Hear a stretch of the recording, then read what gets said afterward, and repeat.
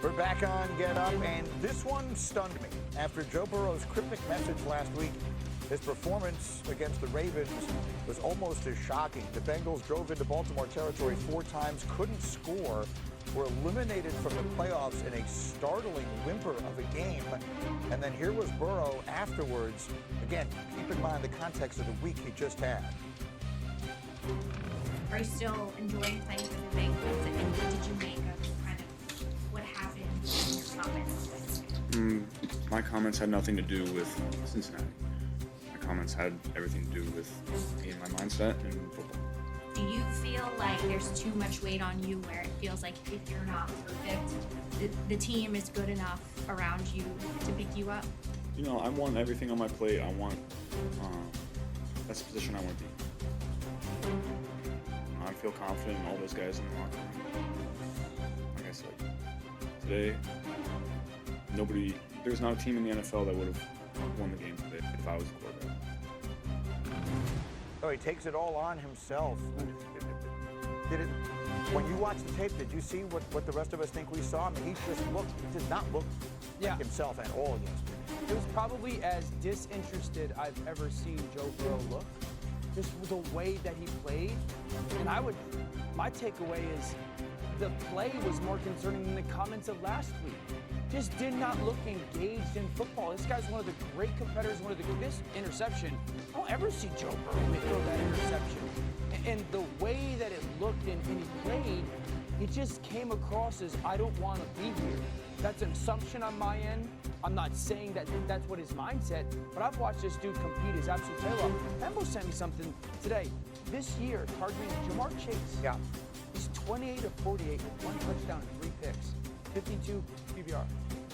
That's one of the great quarterback wide receiver combinations in the NFL. And for some reason, that just hasn't connected this year. And the comments they took me back, and obviously, like, the play yesterday was just bad. It's just strange because he came back against that same Ravens defense 2 weeks ago on Thanksgiving night. Lit him up. And then they lose a game the next week. We hear all the comments that he makes on his 29th birthday, and then goes out and plays a game in which you described him as being completely indifferent. Disinterested.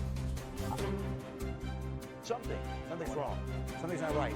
And look, the comparisons to Carson Palmer were the obvious and easy ones to make. That was a quarterback, for those who don't know, a generation ago, who got frustrated playing for the Bengals and wanted out of there, and he wound up having to retire and then unretire before he got traded to the Raiders. And so people made that comparison. The other one that I made last week, I said, sometimes it sounds a little more like Andrew Luck to me than it sounds like Carson Palmer. I want to make it very clear. I'm not reporting anything. I don't know anything. I've not talked to Joe. I don't even know Joe Burrow.